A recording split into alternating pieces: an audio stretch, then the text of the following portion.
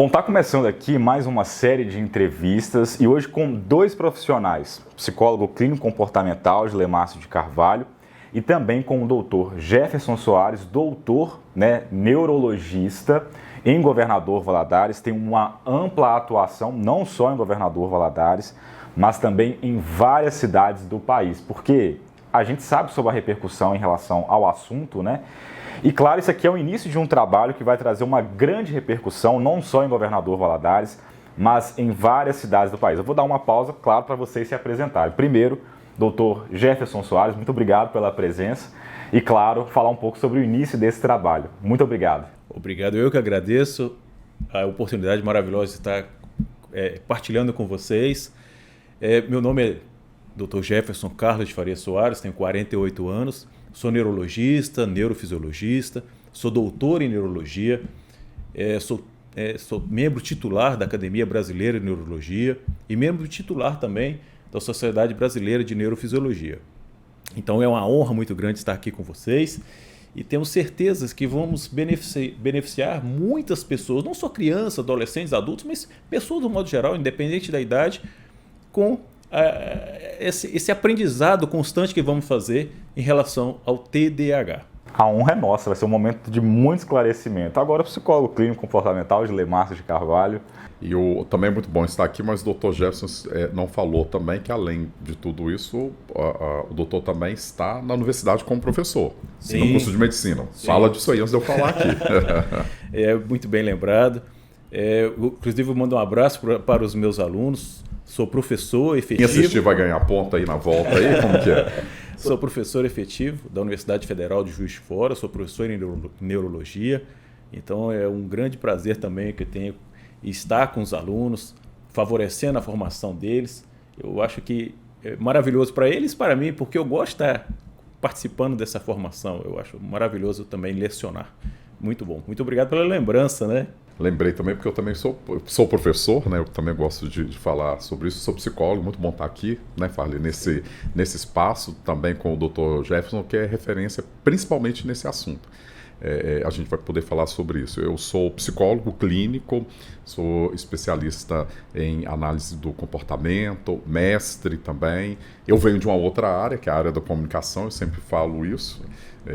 Só na faculdade, na universidade, eu fiquei 19 anos nessa área da comunicação, mas há 10 anos eu atuo com a psicologia. Estou na faculdade também como professor do curso de psicologia, nas disciplinas de análise do comportamento, estágio clínico, desenvolvimento psicológico, outras, né, gestão comportamental, e atendendo como psicólogo clínico, atendendo presencialmente, online, pessoas de outros países, outros estados, e falando muito de TDAH. Então, para mim, particularmente é uma honra poder estar aqui. A gente brinca com isso, né? Como doutor de verdade, né? E mais do que doutor de verdade, com todo respeito a todo mundo, a questão de ser doutor com doutorado nesse tema, da neurologia especificamente, tendo falado aí, a gente vai ter a oportunidade de falar, do TDAH. Então, eu acho que é muito legal quando a neurologia e a psicologia conseguem, a gente vai ver se a gente consegue fazer essa conversa aqui. Sim. É bem lembrado isso, porque a minha tese de doutorado foi justamente em TDAH, então tenho estudado bastante esse tema nos últimos anos, né? E é uma honra e uma oportunidade maravilhosa estarmos aqui para partilhar e crescermos juntos sobre esse importante tema. Porque a gente vai conversar sobre isso, a incidência do TDAH parece que tem aumentado, porque não que tenha aumentado os estudos, né, em relação aos estudos mais passados, a incidência tem aumentado. Antes acreditava que a incidência é em torno de 3% a 5%, hoje já está, o último estudo no Brasil já mostrou 13% das pessoas são portadores de TDAH. Então a incidência é muito alta, e nós temos que abordar esses temas para levar conhecimento, difundir conhecimento para a nossa população. Bom, esse número realmente chama muita atenção, né? A gente falando aí sobre 13%, é um número considerável, né? Se a gente for colocar aí. E aí, quando a gente fala sobre TDAH, a gente está falando aí crianças, adolescentes, jovens também, adultos, né? E acho que é interessante a gente começar essa conversa a gente justamente definindo o que é o TDAH, porque eu acredito que tem muita gente que tem dúvida ainda, né, sobre esse assunto, às vezes acha, né, que tem ou não tem, quais são as principais características, assim, como que a gente pode definir? O TDAH é o transtorno de déficit de atenção com hiperatividade, certo? Esse TDAH ele foi validado, acreditado, inclusive pelo DSM, a partir de 98. Parece que é uma doença recente, mas já há relatos na literatura médica de casos bem antigos, né? Desde 1700 e pouco, 1800 e pouco. Tem até um caso famoso de um psiquiatra alemão, Dr. Hoffmann, que descreveu uma criança, o Philipp, uma criança muito agitada, inquieta, que o maior sonho dos pais é que essa criança sentasse, comportasse adequadamente numa mesa. Aí mostra até uma crônica, uns quadrinhos dessa criança derrubando, gangorrando na cadeira e puxa a toalha, cai no chão, derruba tudo da mesa e etc. Isso é muito antigo. Mas voltando à pergunta. Então o TDAH é uma patologia que nós temos o déficit de atenção, que é importante, e, por outro lado, também os sintomas motores, a hiperatividade / impulsividade. Então, o TDAH é o transtorno de déficit de atenção com hiperatividade. E aí, quando a gente fala sobre TDAH, é importante a gente falar também sobre o que a gente pode chamar de tipos de TDAH, né? Sim, subtipos. O TDAH, ele pode haver uma predominância do déficit de atenção, que a gente chama de TDA, que é o transtorno de déficit de atenção, ok? Também pode existir o TDAH predominantemente hiperativo / impulsivo. E pode existir o TDAH combinado. Tem tanto participação do déficit de atenção como da hiperatividade. Meio que meio a meio, ok? Então, o TDAH é uma patologia predominantemente nos meninos, cerca de 3:1. Enquanto que o TDAH do tipo desatento, que é o famoso, para a gente não ficar falando TDAH predominantemente desatento, a gente vai falar só TDA. O TDA geralmente é mais encontrado nas meninas. Muitas das vezes o diagnóstico das meninas acaba sendo tardio, porque ela é mais quietinha, não incomoda ninguém. Enquanto os meninos geralmente são mais hiperativos, mais levados. A professora chega, olha, leva essa criança no médico porque ninguém está aguentando. É aquele menino inquieto, não mexe, não para quieto um minuto, parecendo que está 1000 por hora. E tem o TDAH combinado, que é muito comum.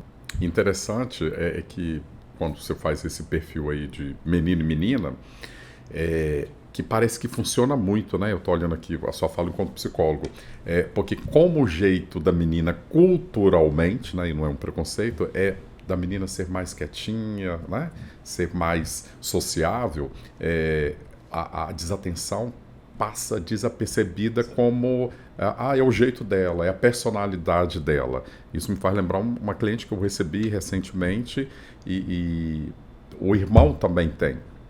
Só que ele descobriu muito cedo que ele tinha o TDAH, porque a hiperatividade dele é lá em cima. Como ela puxou todo mundo da família dela, as mulheres que eram assim, a desatenção dela ficou despercebida.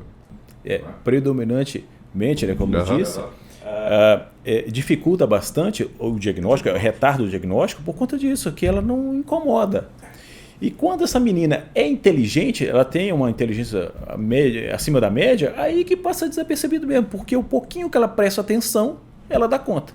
Mas não é regra absoluta. Nós temos meninas extremamente agitadas, extremamente hiperativas, e temos meninos também, adolescentes ou até adultos jovens, universitários, mais desatentos. E na desatenção da menina, parece que funciona muito, assim, né, na dinâmica psicológica dela, porque fala assim, tá vendo como que ela comporta bem? Né? Ela só não consegue entender que, mas ela comporta muito bem. Aqui em Minas Gerais temos uma expressão que eu não gosto muito, particularmente dessa palavra, que chama menina de sonsa. Ela é muito sonsa, eu não gosto dessa palavra. Eu prefiro desatenta, no mundo da lua. É aquela criança que ela sempre esquece alguma coisa, pede para fazer 2 ou 3 atividades, ela vai lá e busca e volta somente com uma. Esqueci, está sempre desligada. Esse é o tipo desatento. O tipo impulsivo, hiperativo, é aquela criança agitada, 1000 por hora, que não para, é desassossegada. Geralmente essa criança se machuca bastante. né? Sobe em tudo, cai de tudo, não tem medo de nada. Esse é o tipo impulsivo hiperativo. Antes da gente entrar de fato na parte do diagnóstico, eu acho que é bom a gente trazer aqui, né, algumas histórias para que a pessoa se identifique, né, assistindo esse vídeo aqui. Sim. A gente trazendo algumas vivências, né? O Gilemar falou agora há pouco sobre como é mais ou menos o perfil de quando a pessoa chega, né, o provável cliente, paciente chega. E assim, dá para a gente destacar, por exemplo, alguma história de algum atendimento que foi feito recentemente, ou algum atendimento marcante, né, até mesmo em relação ao preconceito de identificação, né, ao TDAH? Ótima pergunta. O TDAH tem muito preconceito e tem muita resistência, por incrível que pareça, tem resistência inclusive dos pais, predominantemente do pai, da figura paterna, em aceitar esse diagnóstico. Sim. Eu ouço frequentemente no meu consultório pais falar assim, não, meu filho não tem isso não. Porque na hora que ele quer prestar atenção, ele consegue, ele presta atenção. Se deixar um videogame para ele, ele joga 2, 3, 4 horas e nem pisca. Se ele estiver de frente de uma coisa que ele gosta, ele presta atenção. Por quê? O déficit de atenção do TDAH ele é meio seletivo. Tá? Ele tem mais impacto, mais déficit de atenção naquelas atividades monótonas, chatas, cansativas, que demoram, que não tem aquela afinidade pessoal.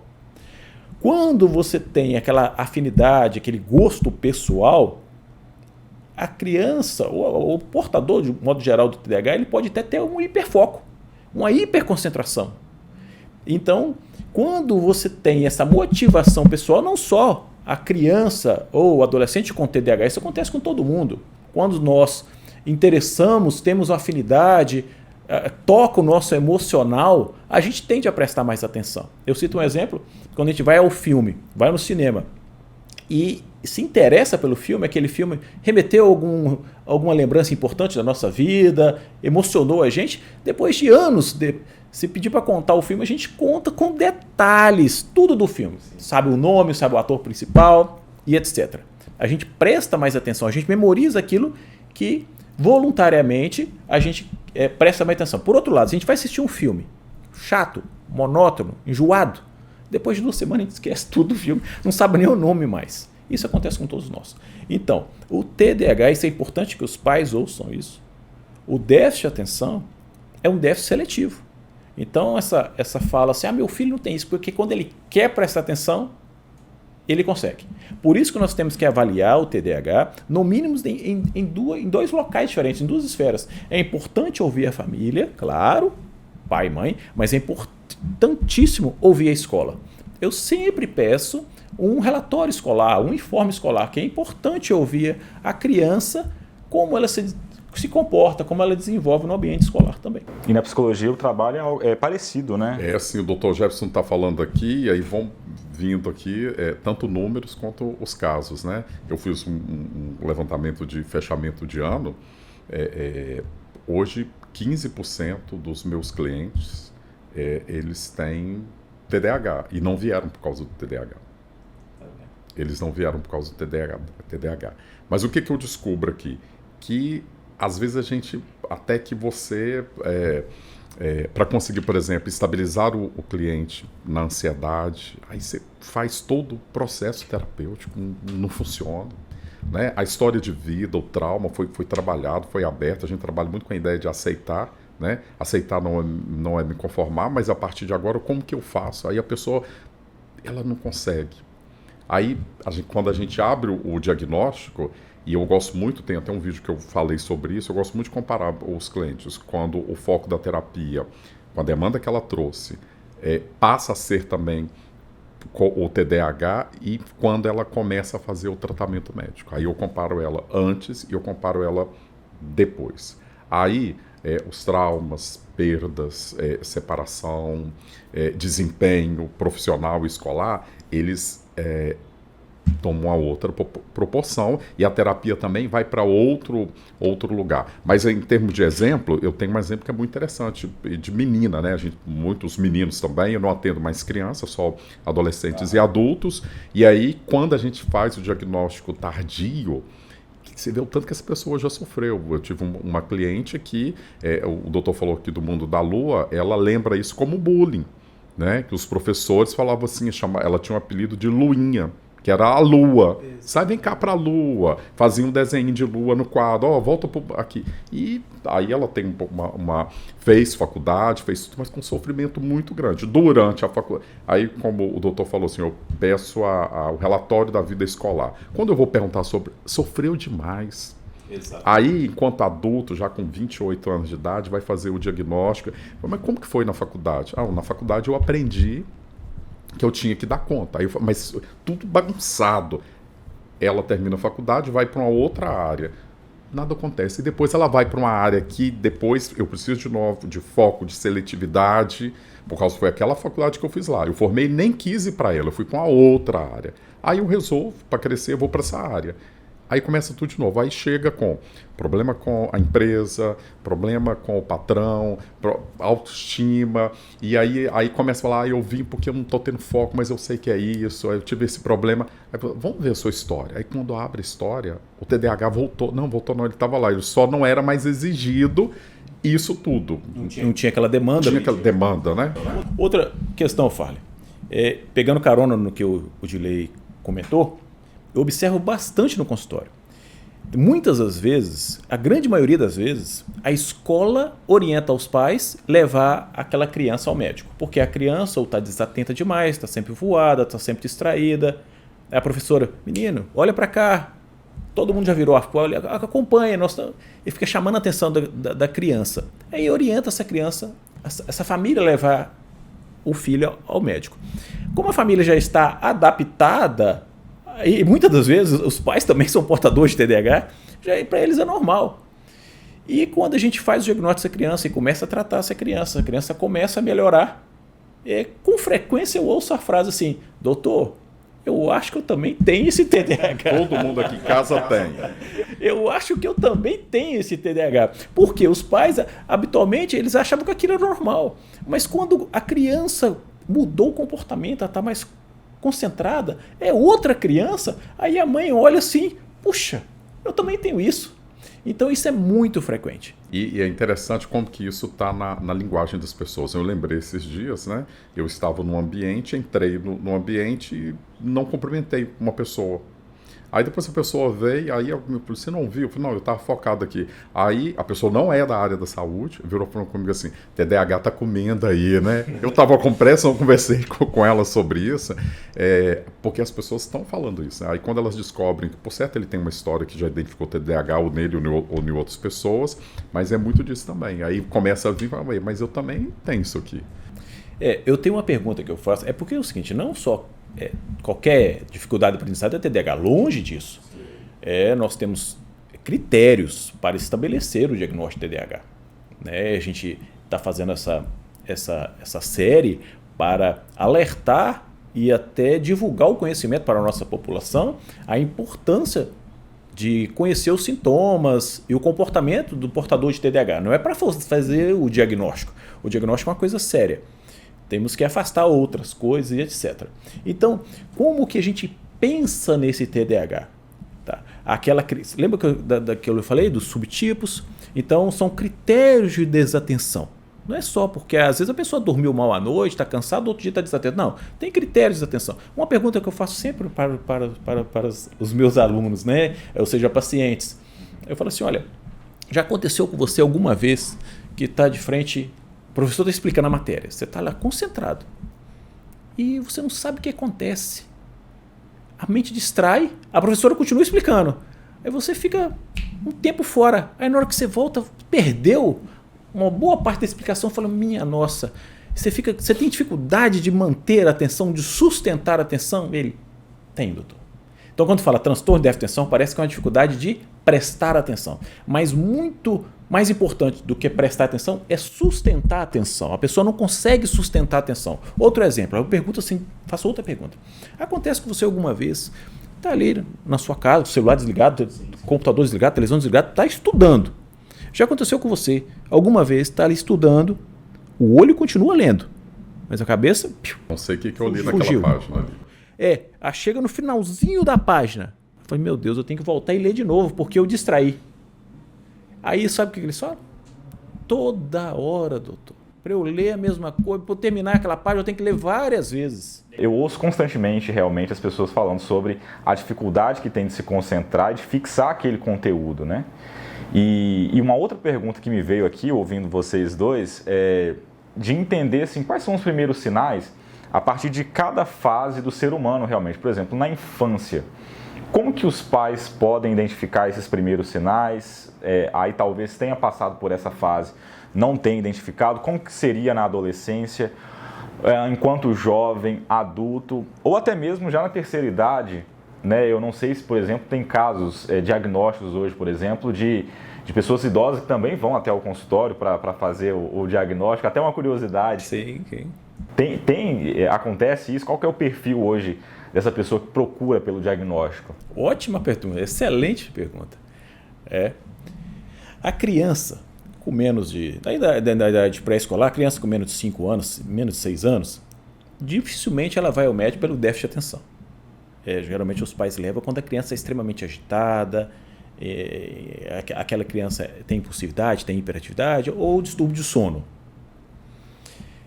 Na hora que começa a fase escolar, muitas das vezes os professores orientam os pais a procurar auxílio médico porque a criança já começa a ser... A professora já identifica que a criança é desatenta. Tá? E os estudos mais recentes apontam que cerca de 50% das crianças portadoras de TDAH, é um número alarmante, serão adultos com TDAH. Então, respondendo a tua pergunta, sim, e é muito frequente. Adultos portadores de TDAH. Quando falo adultos, não é só adultos na fase de universidade, não. Adultos mesmo, independente da idade, 30, 40, 50 anos. Ok? Então, respondendo a pergunta, como é que os pais ficam atentos para saber se o filho tem TDAH? Então, muitas das vezes os pais têm TDAH. Já é uma importante dica. Segundo, aquela criança, se ela tem dificuldade, se ela é desorganizada, se ela esquece compromisso, a mãe pede o filho, vai lá no quarto e busca isso para mim. A criança sempre deixa uma para trás. A mãe que fala com a criança assim, tira a toalha molhada de cima da sua cama, menino, pendura a toalha. No outro dia a toalha molhada está lá em cima da cama. Tem que falar a mesma coisa sucessivas vezes, vários dias consecutivos. Então, se a criança é desatenta, os pais já conseguem perceber. Mas na fase escolar mesmo que a gente vai ter esse impacto. Então, para o TDAH, principalmente desatento. E dentro disso que o Dr. Jefferson falou, que é muito interessante. O doutor falou que a pessoa pega e fala assim, meu filho não é isso não, né? Mas é muito interessante também, porque às vezes a gente escuta aqui no consultório falando o seguinte, eu vim porque o professor falou que era, às vezes os professores estão atentos a isso, né? Mas eu era desse jeito aí. Só que hoje eu não sou mais. Aí eu paro a conversa e falo assim, mas me fala um pouco da sua vida. Exato. Aí sai o foco, né, do adolescente. Só que hoje eu não tenho mais aquelas demandas ali de antes. Né? Não tenho demandas de antes. Tem um caso aqui, preservando obviamente, de um advogado que eu acompanhei, que veio com um problema muito complicado de relacionamento. Entre esse problema de relacionamento estava a apatia dele na relação com a noiva. E ela, olha, nós estamos casados, desse jeito não dá.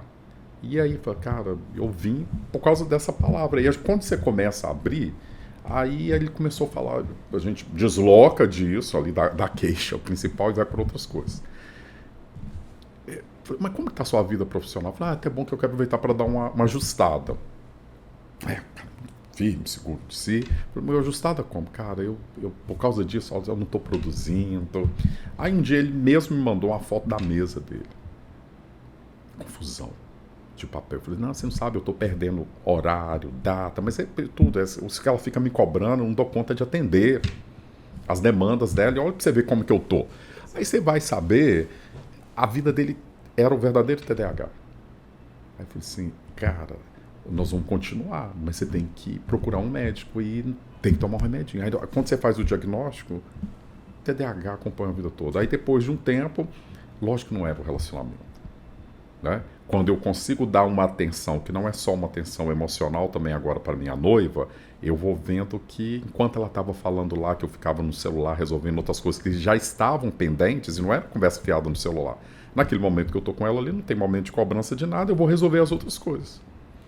Então, parece sutil, mas vem numa história também do adulto e dessa criança também.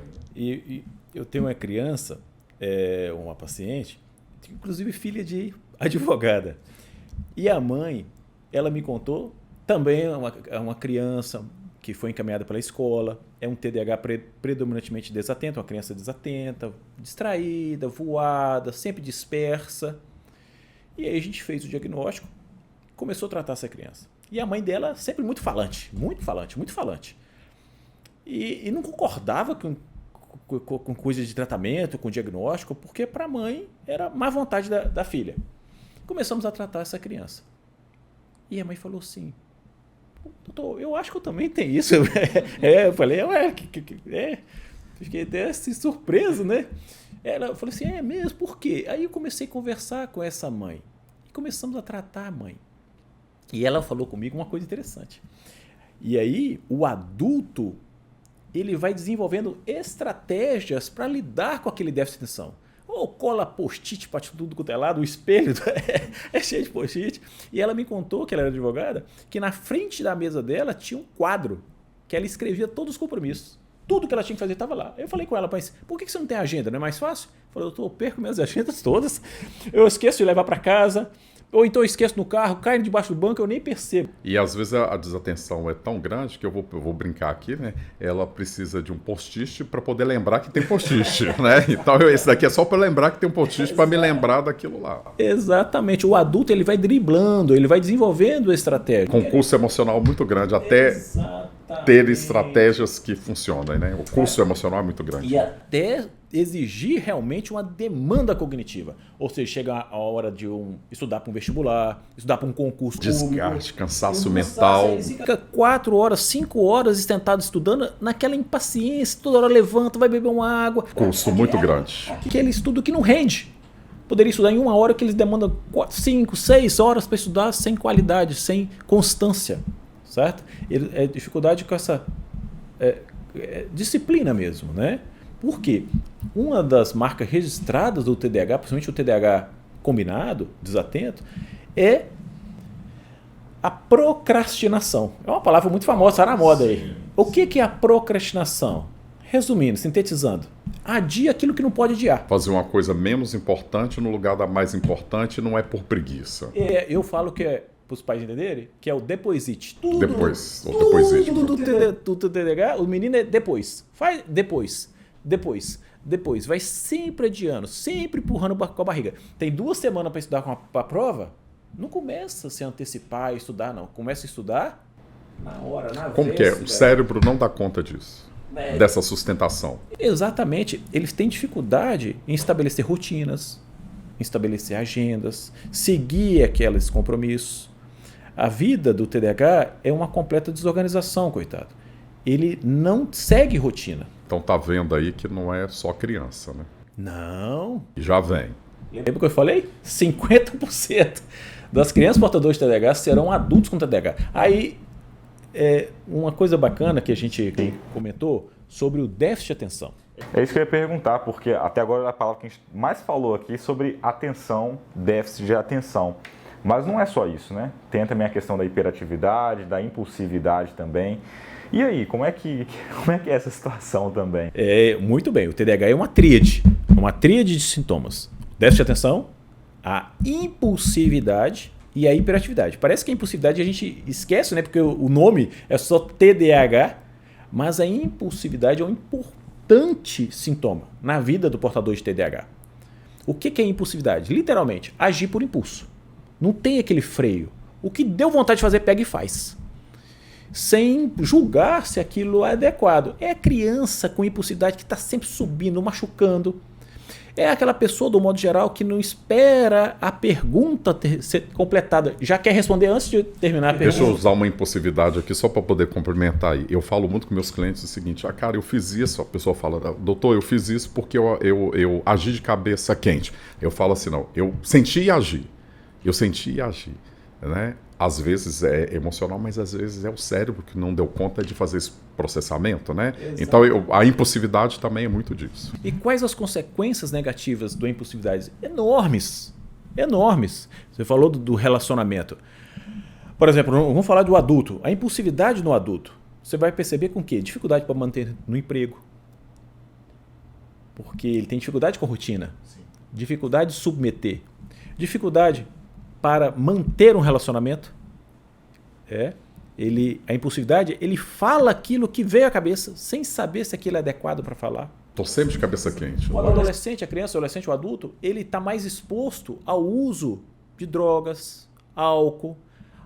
Os estudos mostram que aumentam bastante gravidez na adolescência entre os portadores de TDAH. Os cortes, né? Exatamente. A impulsividade tem inúmeras consequências negativas, não só para a criança sobe tudo e machuca tudo, parece que não tem medo de nada, mas o adolescente, o adulto, o jovem e o adulto para a vida toda.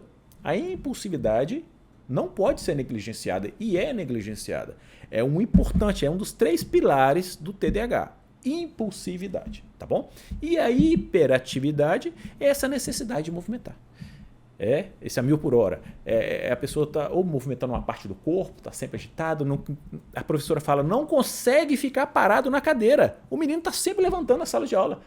A professora, olha fulano, senta por favor. A criança não consegue ficar parada na sala de aula. A criança é a 1000, eu ouço muito a expressão, parece que é a 1000 por hora. Na vida adulta, né, o louco pro trabalho, né, o workaholic, né, que é preditor do burnout. Então, assim, para a empresa é muito legal. Eu tenho um cara que é altamente produtivo, então é o seguinte, quanto mais me dá, mais eu vou fazendo. Isso não é normal, né? Então, impulsividade, hiperatividade, e aí o nível de estresse lá em cima, aí fala assim, foram as condições de trabalho que geraram o burnout. Também, óbvio, né? Mas também será que o meu comportamento de hiperatividade ali, por que eu não consigo fazer uma coisa de cada vez? Por que eu não consigo fazer? Não, porque aquilo me dá impulso. E aí eu vou fazendo, estafa, né? O estresse, que já é das condições de trabalho, também vai lá em cima. Aí quando a gente vai ver também, poxa, será que não tinha um TDAH aqui quando você se submeteu a tudo isso que a empresa te colocou também? Não, porque tinha uma função, né? Estímulo, uma hora o corpo grita e as emoções gritam, e aí tem um diagnóstico psiquiátrico, médico lá de burnout. Aí tá tratando burnout, mas assim, toda vez que chega um burnout, né, diagnosticado, eu falo assim, vamos abrir isso aqui, como que tá? E muitas vezes é o TDAH. Eu acho que isso é um ponto importante da gente falar, né? Porque a gente falou bastante sobre a fase, né, enquanto criança, a gente falou também sobre a questão do relacionamento, e eu percebo muito sobre essa questão do trabalho. Qual que seria o cenário, a gente pode colocar assim, o cenário ideal hoje das empresas em lidar com pessoas que têm essas características, né, apresentam esses sinais de que por um acaso, mesmo sem o diagnóstico, essa pessoa tenha, por exemplo, o TDAH. Existe, por exemplo, algum case, um caso de sucesso que a gente pode citar de uma empresa, por exemplo, aí talvez americana, que faça algo nesse sentido para ajudar esse colaborador, né, a ter um trabalho legal, né, uma vivência legal? Porque eu acho que é importante, porque quem está assistindo a gente começa a se identificar, né, ouvindo essas histórias aqui. Tem algo que a gente pode falar sobre isso? Ótima pergunta, excelente pergunta novamente. Olha, o TDAH não é de todo, estou falando que parece uma coisa pejorativa, contra o TDAH. Não, o TDAH tem uma mente afiada, altamente criativa, até sonhadora.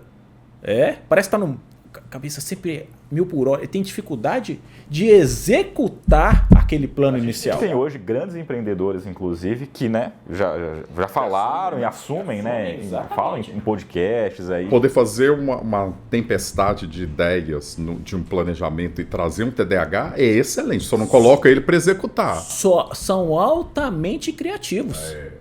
Tem 1000 ideias. Tem ideias mirabolantes, eles não conseguem executar.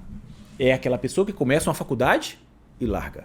Começa outra e larga. Começa um projeto fantástico, mas não dá sequência. Então tem muitas empresas que já sacaram isso. Pega essas pessoas criativas, mas tem que ter alguém para dar continuidade, ok? Então, pegando um gancho no que você falou, quando esse portador de TDAH combinado, hiperativo, realmente ele está preso ali no escritório pequeno, fazendo aquele trabalho monótono, para ele é um sofrimento enorme. Ele sofre com isso aí porque ele é incompatível com ele. Uma pessoa tão dinâmica, ficar ali atrás de uma pilha de papéis.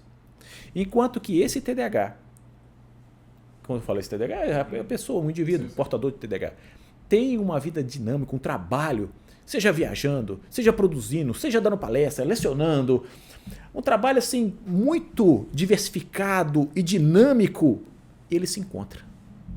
Não coloca essa pessoa atrás de uma pilha de papéis para ler, sentado no mesmo lugar, que ele vai deprimir em pouco tempo.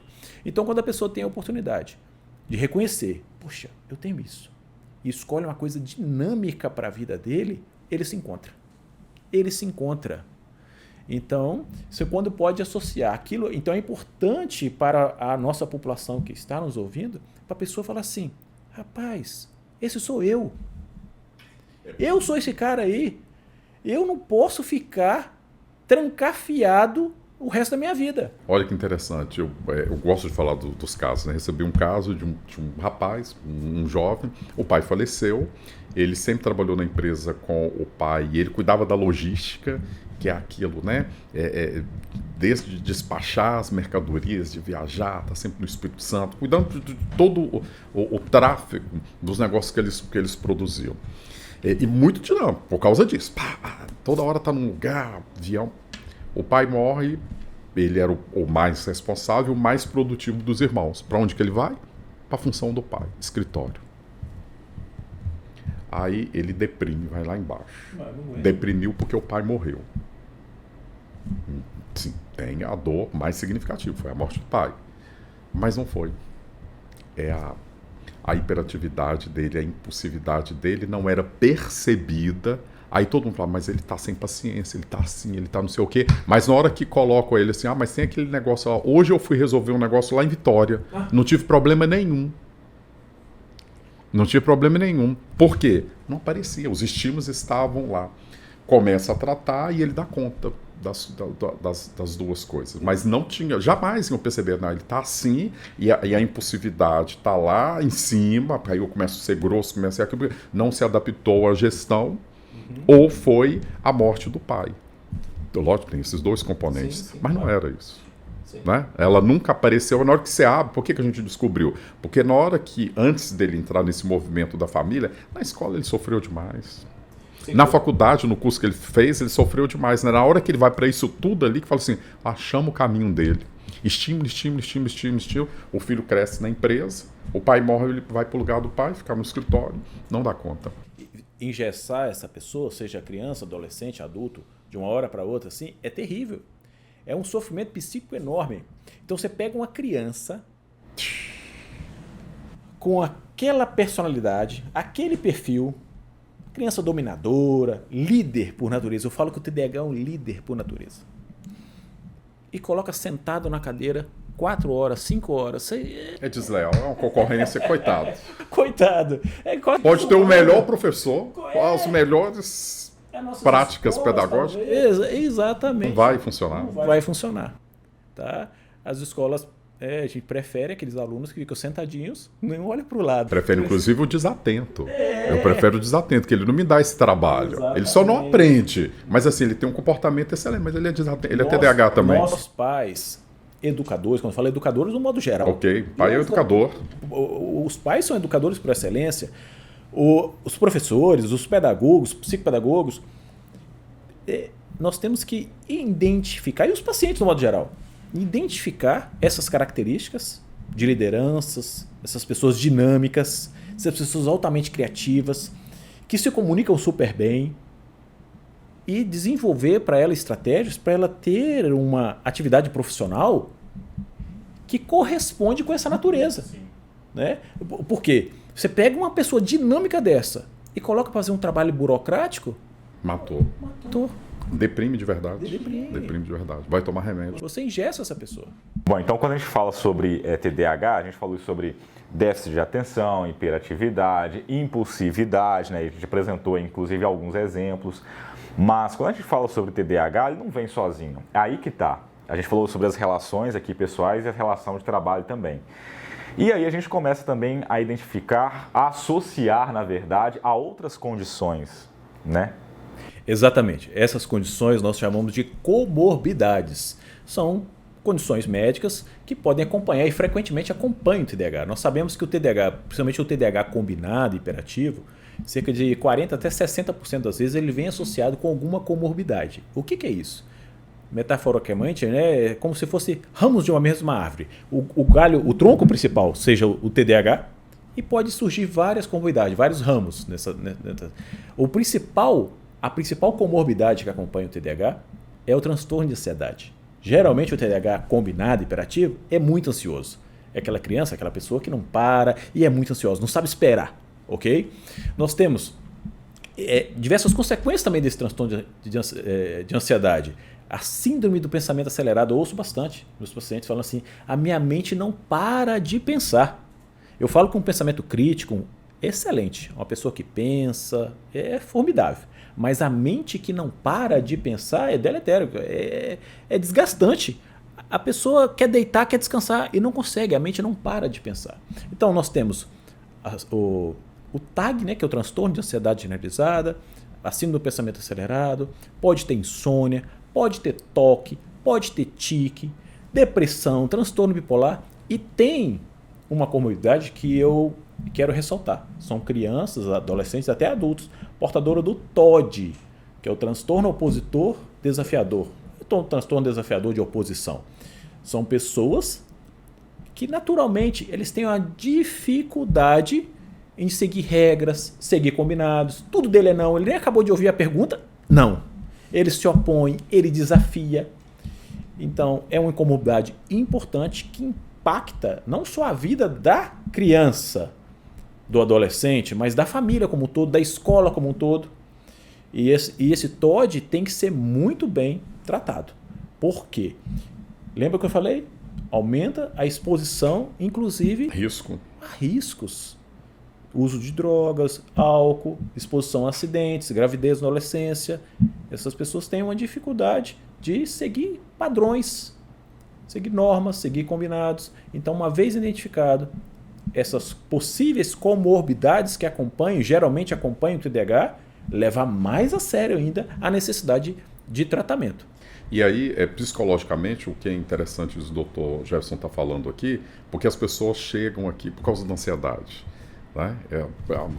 Ansiedade. Aí todo o trabalho, vamos estabilizar a ansiedade aqui. Ou chegam porque diagnosticadas mesmo, né? Laudadas com bipolaridade, Exatamente. Com vários transtornos aí. Se você não identifica, né? Se você não identifica o TDAH, você vai demorar muito tempo na clínica. Exato. Você vai demorar muito tempo na terapia. Né? O bipolar, por exemplo, porque o transtorno está lá. Ele está lá e aí você fala, tem uma coisa que não está batendo aqui, eu já abri uma história de vida, agora é partir de você, mas assim, eu não consigo. Aí parece que a ansiedade vai só aumentando, porque sob o controle de tentar melhorar psicologicamente, não está funcionando a terapia. Por isso que é importante esse trabalho em conjunto, né? A partir do diagnóstico com um profissional neurologista, né? Um doutor em neurologia e também o acompanhamento, né? Com um psicólogo, né? Porque nisso daí só tem algo positivo, né? Fundamental. É fundamental esse acompanhamento. O tratamento medicamentoso, ele é a peça fundamental, a peça mais importante do tratamento para a criança a partir de 6 anos de idade. Tá bom? Criança, adolescente, adulto, independente da idade. Tratamento medicamentoso. Mas não é só o tratamento medicamentoso. Os pais têm um papel fundamental. Estabelecer rotinas. Eu oriento as mães, né? Chegar domingo, já fazer a rotina da criança da próxima semana. O acompanhamento psicológico é fundamental, né? A psicoterapia ou terapia cognitivo-comportamental é o tratamento de eleição para crianças até 6 anos de idade. E, independente da idade, tem que ser acompanhado, tá? Principalmente para trabalhar essa questão da ansiedade, evitar ou pelo menos diminuir os danos da procrastinação. O acompanhamento psicológico é fundamental. Atividades físicas, exercícios físicos, cuidados com o sono. É importante que a criança, adolescente, adulto durma adequadamente. Um tempo grande. Hoje, com a tela, a gente está diminuindo, quando eu falo a gente, basicamente as crianças, adolescentes, diminuindo cada vez mais o tempo de horas de sono. O sono, não sou eu que falo, mas já foi provado que o sono é fundamental no processo de consolidação da memória. A pessoa que não dorme bem não vai ter, consequentemente, uma boa memória, uma boa atenção no dia seguinte.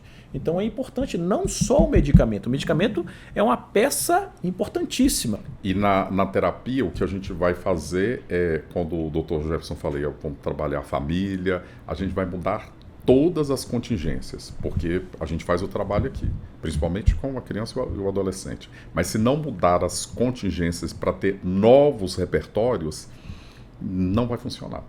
Então, com o adolescente, o jovem e o adulto, hoje a gente tem cientificamente um programa, né, validado, em que entra tudo na vida dele, e não só a fala aqui. Então, as mudanças de comportamento, elas são trabalhadas e desenvolvidas na história individual de cada um. Mas se ele não mudar os comportamentos lá, ele vai ter um foco em que ele não vai ter uma qualidade de vida que ele poderia ter. Isso. Né? Entender isso, porque não é só o que está acontecendo com ele ali. É como que esse repertório, olha só, ser TDAH ao longo da vida, falando de jovens e adolescentes, me trouxe um repertório de funcionamento. Que agora, junto com a medicação, e eu sou da psicologia, em que é importantíssimo e fundamental, né? Tratar com a medicação. O que eu falar aqui não vai resolver se não tiver a medicação. Então, é preciso, a gente não tem que ter medo disso, né? enquanto a psicólogo. E aí a gente entra com o repertório. E aí a qualidade de vida da pessoa é o antes e depois, né, doutor? É impressionante. Eu falei, né? Porque muitas mães ou pais se convencem da necessidade de tratar o TDAH, inclusive deles, após a melhora das crianças. E os pais observam, nossa, é outra criança, é outro rendimento. A escola estava ameaçando até pedir a criança para trocar de escola, cuidando para sair, já é outra criança. Então, o tratamento faz justamente isso, um antes e um depois. Acredito que as pessoas estejam se perguntando também em relação a tempo, né? Ao tempo, por exemplo, durante esse diagnóstico, durante esse acompanhamento. É claro que varia de perfil para perfil, né? A gente pode falar um pouco sobre o tempo, por exemplo, a partir do diagnóstico, em que se a pessoa fica, por exemplo, em atendimento, né, lá no consultório, como que é? Ótimo.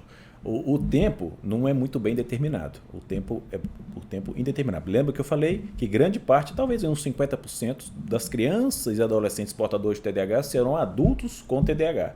Então é uma medicação que, uma vez iniciada, não tem hora para terminar.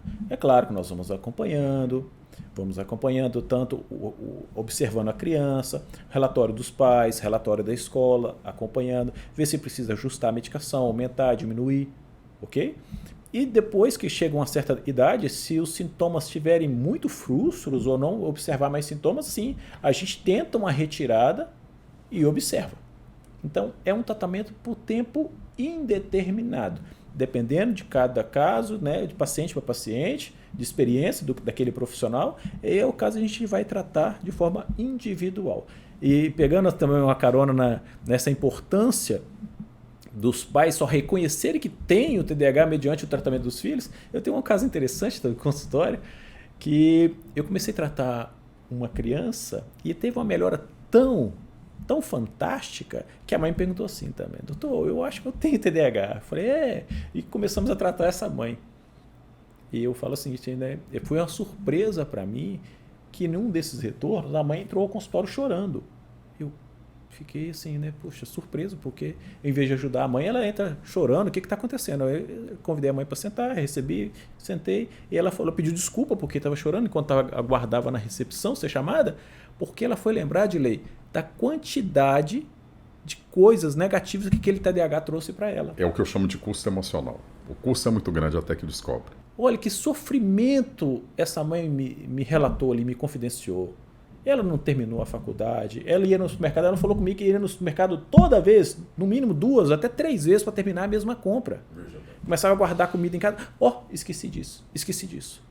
Sabe, ela sempre procrastinava, ela falou que nunca na vida, ela já estava com 36 anos mais ou menos, ela nunca tinha terminado de ler um livro. Ela começava a ler, comprava o livro, começava a ler, e começava a ler, em pouco tempo já ia folheando as últimas páginas, não conseguia dar sequência, não terminava aquele livro. Ela sempre enrolava, não dava sequência àquilo que começou.